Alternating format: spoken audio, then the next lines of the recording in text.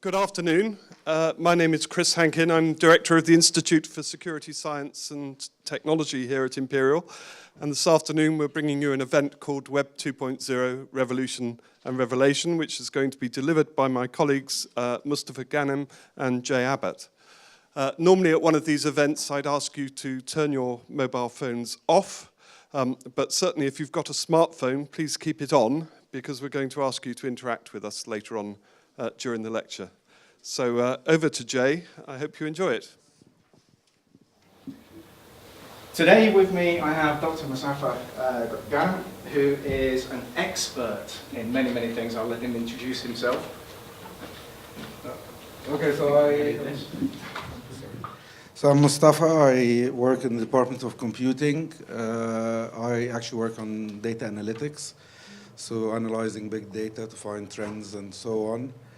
I got interested in social media, in particular Twitter, about a couple of years ago when I was in Egypt during the Arab Spring, and I'll be telling you some of that stuff about it today.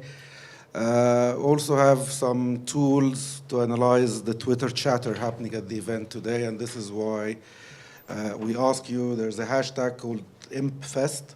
So can we have a show of hands? How many people have Twitter? Good. Good. So we hope you can do some good today. Absolutely.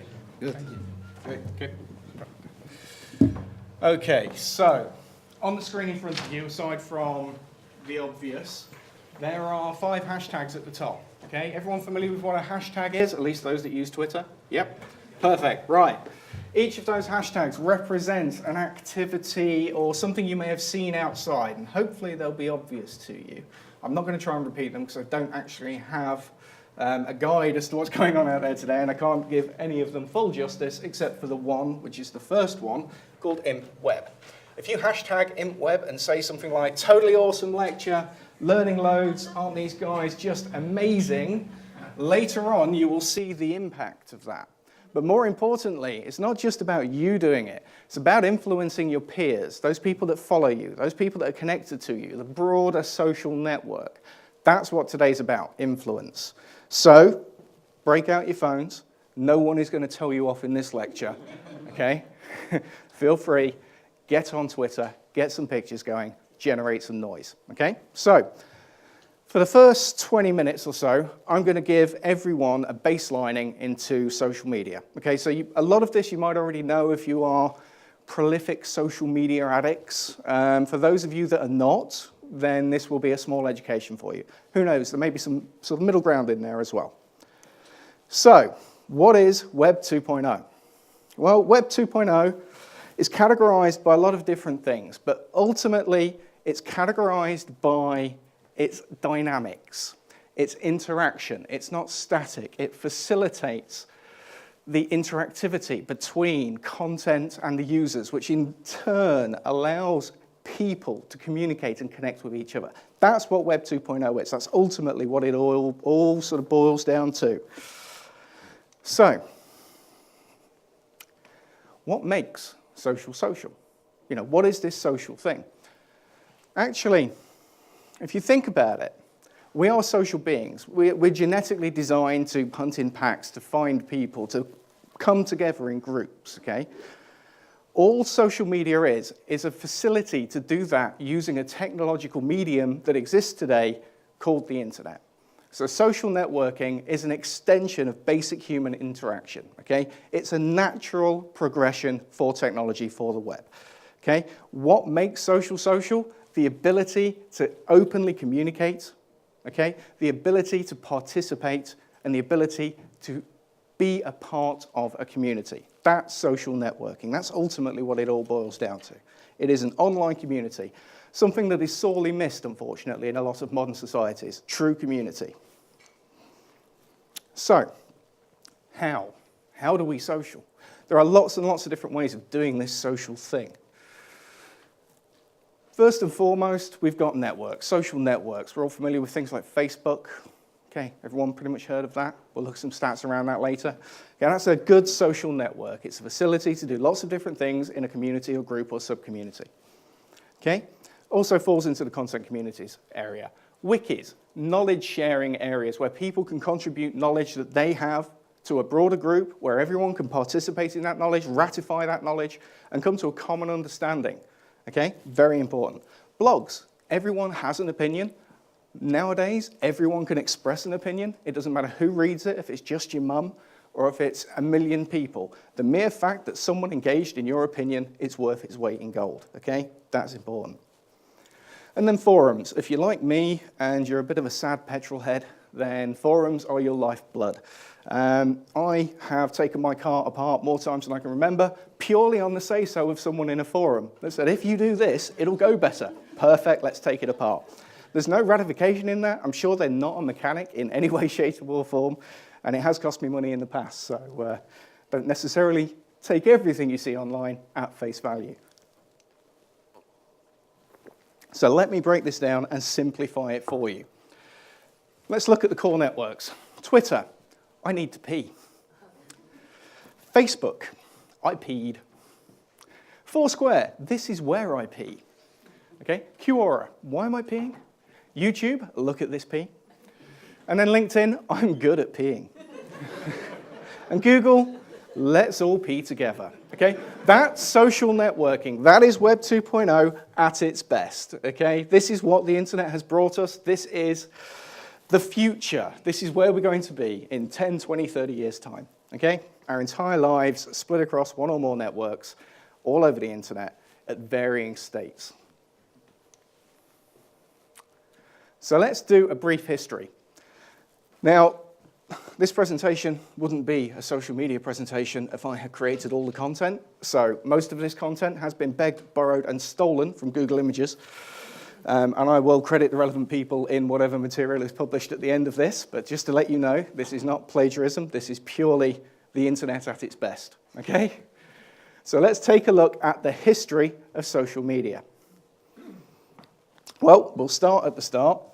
Back in the 70s, when we actually got computers, well, it started off with the first email and then Usenet communities where people could have very small sort of communities of information sharing, okay? Then it sort of grew up a little bit and we got the first iteration of the World Wide Web. Then we got the first personal blog. Then we got sites like classmates.com. Then jumping forward a little bit, and I'm going to give you a whirlwind tour here. You're welcome to look through the slides afterwards on the website. Everything will be available. Moving on into the mid-90s, we had a bit of a sort of increase in, I guess, the earliest starting or sort of foundational points of Web 2.0. Natural language search engines like Ask. Everyone remember Ask Jeeves? Okay, died a death because it's been superseded by a million other things, but was the first natural language search engine. AIM, AOL Instant Messenger, started connecting people with real-time or near real-time communications, albeit text-based, but it started to allow direct engagement. Then you had blogging. Then along came Wikipedia. All of a sudden, knowledge is getting written down and being shared with everyone. These knowledge everyone has as an individual is being amassed in these central repositories where everyone can go and see. Moving forward, we start getting into I guess, the basics of social networking, where you've got sort of online dating, meeting, Friendster, kind of connecting with old peers, that kind of sort of sessions, okay? Those sort of sites came about. Then as you got into the 2000 era, it really started to escalate. So in the last 10 years, we've had a massive growth in what you would consider Web 2.0. So a bit of lineage, WordPress came along and the world had a voice. Facebook came along and everybody got a friend. Okay, that's pretty much how it works. In between, there was many other things, but that's ultimately where we are. And now if you look at where we are now, there's all sorts of different ways to interact socially, from musical taste to movie taste to anything you can think of that is unique to your personality, to your engagement, to the way you interact with people. There will be a community out there for you that you can interact with like-minded people, share knowledge, get together, and I guess reach out socially, which is what we're all trying to do. So, where are we present day? Well, Foursquare, pretty much been superseded now, but Google Plus is the new one, the new kid on the block that Google's pushing hard. Don't know, how many people here are on Google Plus? Yeah, how many people here are on Facebook? Yep, that says it all. So, for the benefit of the tape, Facebook won. So, Why do we love it so much?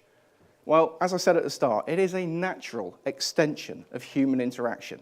It is what we do. If we didn't have a social network, we would all come together in various buildings, places, congregational areas where we would discuss, debate, we would share ideas, we would shout at each other, we would argue, we would fight, everything that we do on Facebook, okay? It would just happen face to face.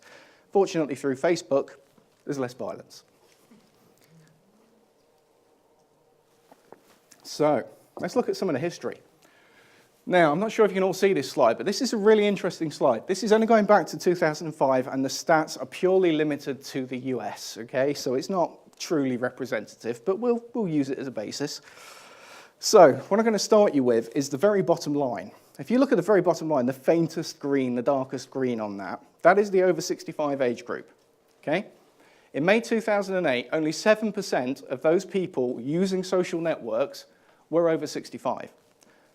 In 2010, that was 26%, okay? This is not just a kid's game. This is about connecting every individual on the planet, giving every individual a voice and the ability to say whatever they want to say, right or wrong. Let's look at some more stats. So which network's winning, do we think? Hence my Facebook question. Yep. Daily unique people visiting Facebook.com, okay, daily, 310 million. Same people visiting LinkedIn, which is, another big networking site, okay? That's 8 million, just to put it in perspective. Facebook is way ahead of the pack on this lot. So pretty much the social networking site to be on, if you're in the Western Hemisphere at least, is Facebook. So, talking about LinkedIn, how many people know this? And I would argue this stat is way higher now. As an employer, I do use Facebook, among other social networks, to find out what my new employees might exactly have been up to at the weekend. Okay? Tells you a lot. Interviews are great. You can get through an interview. Say the right things, smile nicely, look presentable. You're not going to hide that Facebook history, unless you set your security settings properly. But none of you will have. So, so employers like me will happily take a look and go, oh, really? Yes, maybe not. So that's an interesting stat, and it shows how the world is improving. Now, this is one of my favorite stats, and I'm not going to kill you with stats. There's only a few more. If Facebook were a country, it would be the world's third largest, just to put it in perspective. That's a continent of people connected in a single medium. If we took the physical out of the equation, that is impressive. The ability to influence and mobilize that scares a lot of governments, I can tell you. Okay, that's why this is such a powerful thing. So, another couple of stats. LinkedIn, clearly on the rise, since its inception, people are getting there. It is the #1 site for connecting people in a professional world, full stop. Everyone is on it. It's your online CV, your work history, your career. Wikipedia, number of articles that are up there now, it's ridiculous. We're up to, in 2011, it was roughly 17 million different articles of information. That's the world history, That's completely changed the way we consider knowledge or the way we interact with knowledge. There's an interesting point around this, and I'm not going to get into this because I'm in the wrong place to have an argument about knowledge. I would argue that the knowledge in Wikipedia is more valuable than the knowledge written by a single person because it's ratified. And it's ratified by every other person on the planet that can read it. So if it's wrong, and this is where we get into the argument where Chris will start beating me up. This is, I am not a scholar nor an academic, and I'm sure I'll lose this one. But I would argue that the knowledge of many is better than the knowledge of few, but who knows? So the world of social media. It's not just Facebook in the world, okay? Facebook is the biggest westernized country online social medium, okay? If you look at the dark green here, the green, basically, the green is Facebook, okay? You can see it's got a fairly big foothold in all sort of what you consider westernized countries, I guess, some non-westernized. But then if you look at something like, I've got a little pointer, that one up there, which is, I'm not entirely sure what that is, Vcontact, perhaps. Clearly in the is that the Baltic regions? Yeah, the Baltic regions. That's obviously a more important site than Facebook. So it shows you there are different sites for different countries, different areas. So it's not necessarily interacting with the whole world yet. We don't have a single voice socially. There's still lots of interconnected networks out there. It's not one network. So that's enough of the revolution. It's time for some revelation. Or should that be the other way around? Now, enough of the puns. So, it is difficult, indeed dangerous, to underestimate the huge changes this revolution will bring, or the power of the technologies to build and destroy not just companies, but whole countries. Now, Rupert Murdoch, okay, you can question the validity of the source as much as you like, but it is a powerful statement, and it is a very, very true statement, okay? Exxon Valdez oil spill happened some time ago. This is a mapping of the share price of Exxon versus BP. Now, when the oil spill happened, okay, for Exxon, fairly static line, some loss. Now, this is not all social media. This is the interconnected world, the fact that the global news engine is far more connected now than it ever has been. Getting a camera crew on the ground at an oil spill is nothing compared to what it was when Exxon Valdez sunk, okay? So there's a lot of variables here, but it shows the difference in knowledge being connected versus knowledge being disconnected, okay? There's a very powerful lesson here. And we're going to look into it in a little bit more detail because that isn't an entirely solid frame of reference. Now, I'm going to give you the light-hearted version, very high level, and then Mustafa is going to give you some real-world data from his own experience, okay? So in a minute, we're going to do a little bit of a handover. So first of all, the light-hearted version. Anyone here from Tesco? Excellent. Yeah, I just have to quickly rewrite my slide deck. Okay, so I'm afraid it had to be done. It's my personal favorite image from that time. Unexpected item in the bagging area, okay? Kind of sums up the whole thing in my mind. You know, the world jumped on this opportunity. We all like a laugh. We all like to rib someone. We all like to have a little bit of a fun at someone's expense, and this was just the perfect opportunity when it happened. Personally, I have no issue with horse meat in or out of food. I could probably never even know if it was in there. But from a comical perspective, pure gold. So, let's look at some analysis. Now, these tools are Mustafa's bread and butter, so I'm not going to get too much into the details of them, but some basic analysis of the horse meat incident shows when it came out on the 15th, all of a sudden, there was a lot of people talking about horse meat in Tesco's, okay? All of a sudden, every tweet there was horse meat, Tesco's, okay? And then some others as well. Interestingly, the sentiment analysis here is wrong. And it's wrong because computers don't really understand sarcasm. Now, there's a lot of positive sentiment about there being horse meat in Tesco's burgers, and that's the pure comedy gold of it, okay? It's not necessarily a computer's fault for misrepresenting that. There's a few people clearly expressing an opinion that they don't like it, but for the most part, we're just enjoying the collateral that it's given us. Okay, some initial tweets around the subject.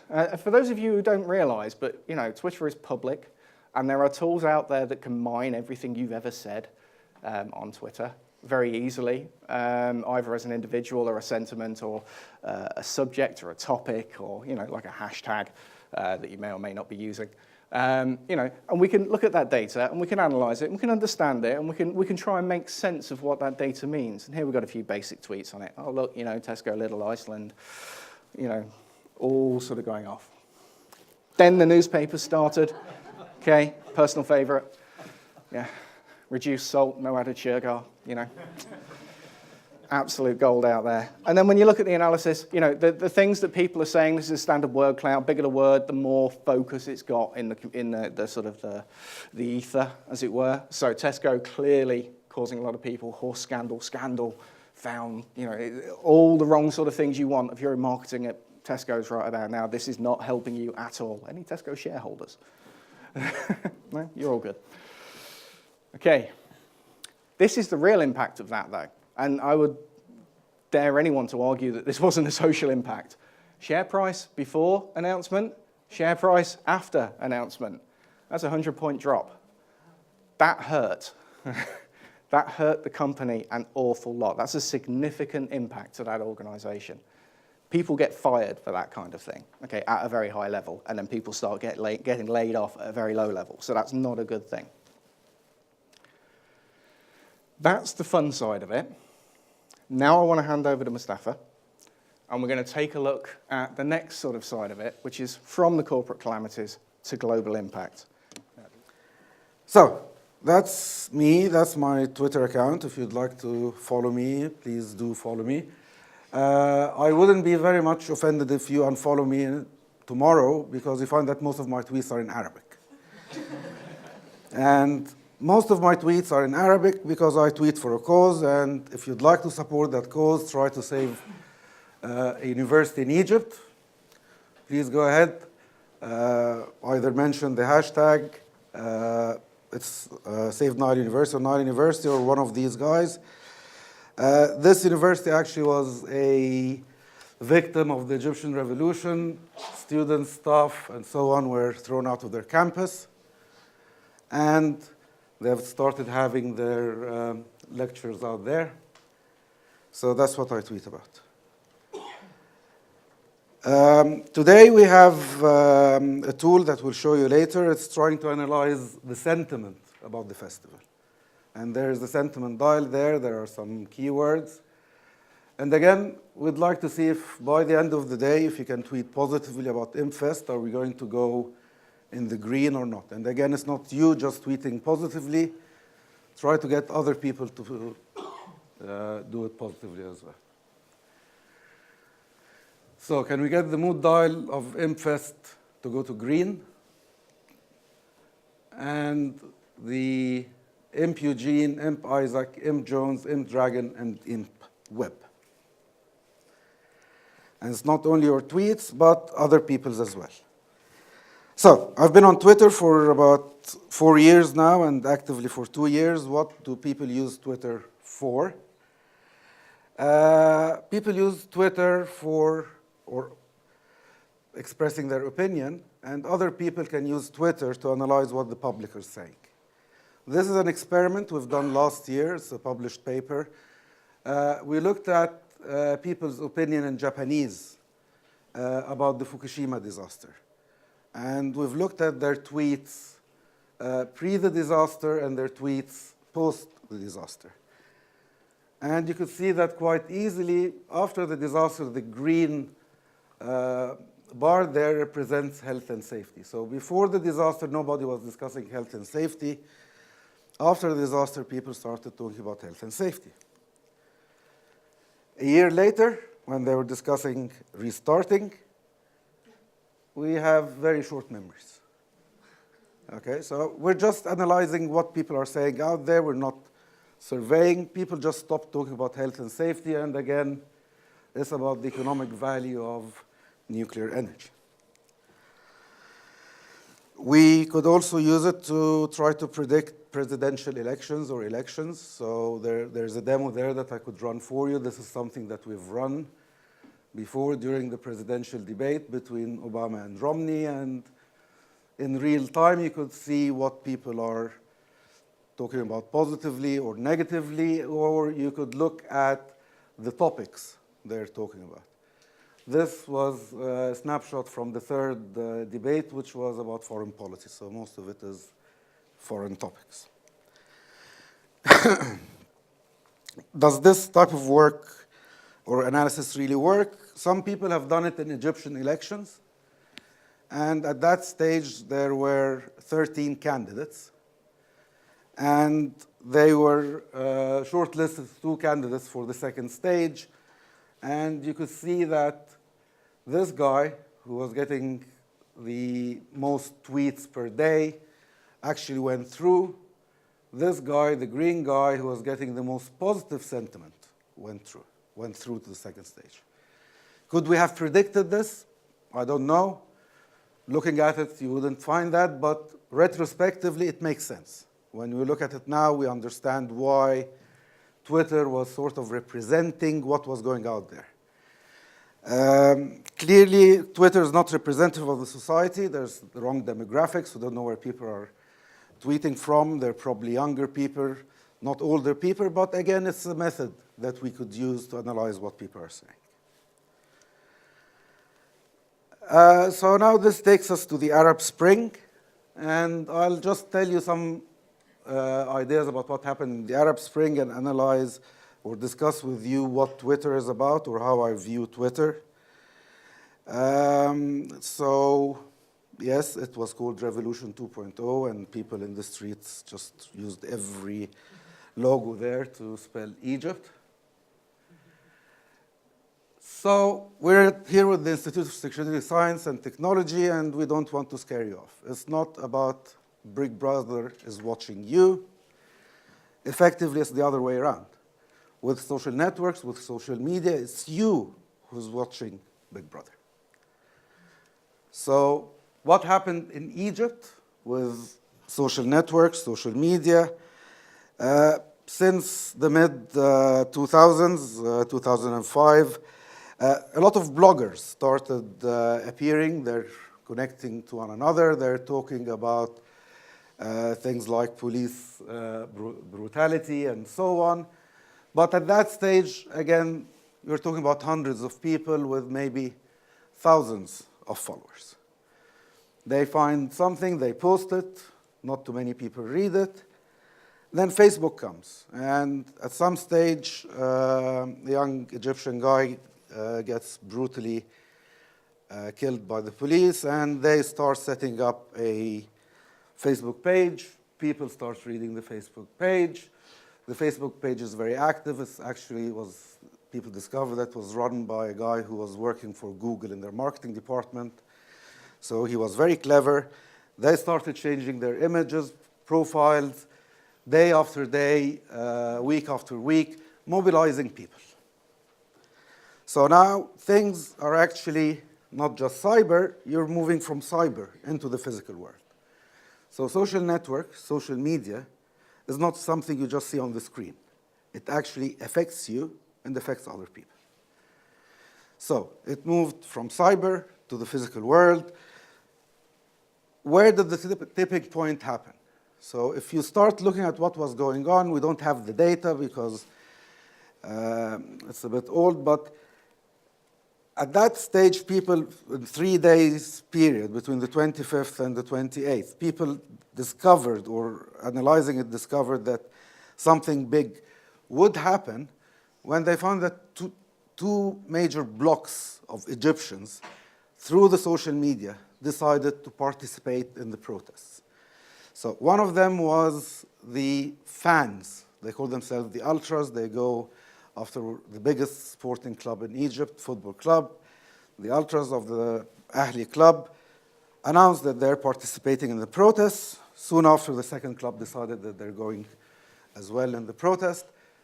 And the workers' unions in one of the biggest industrial cities in Egypt, again, decided they're going on. And that's via social media. So it moves from cyber to physical. What does the government do? They decide, let's cut the internet.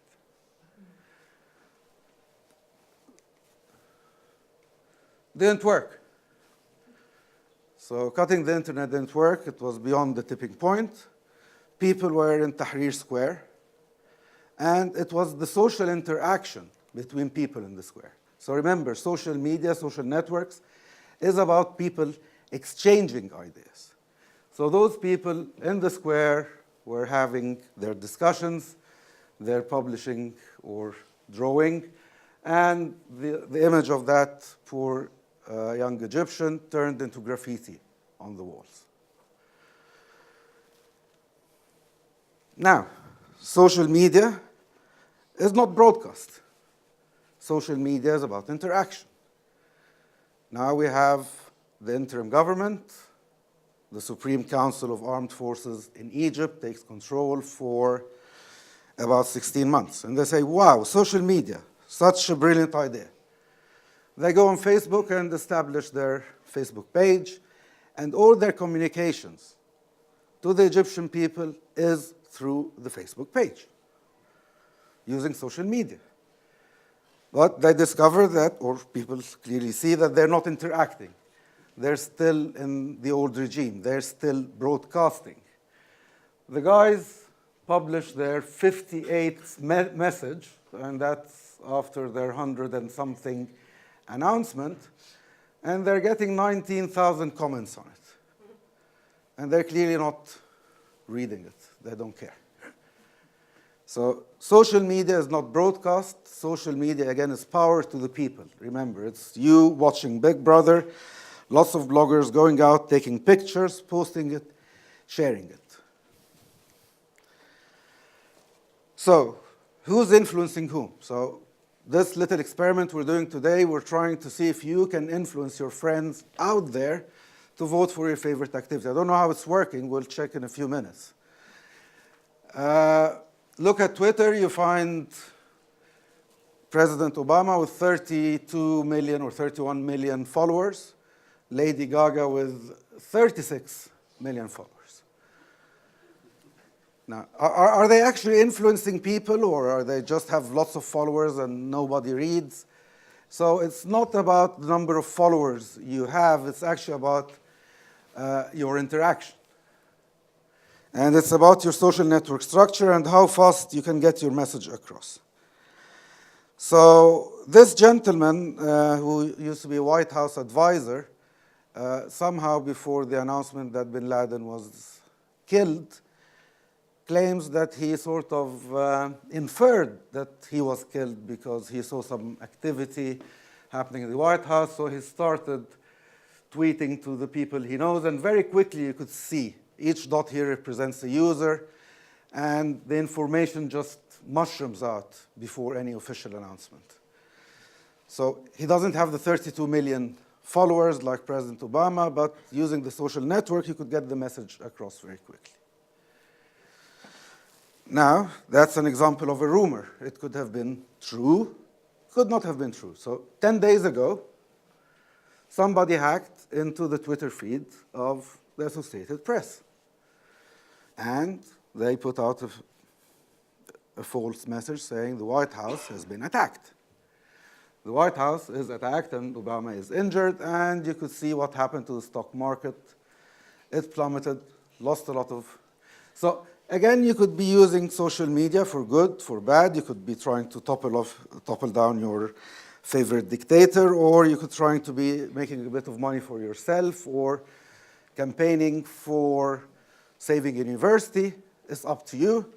It's something that we have. It requires security because, as Jay has told you, a lot of people are on Facebook.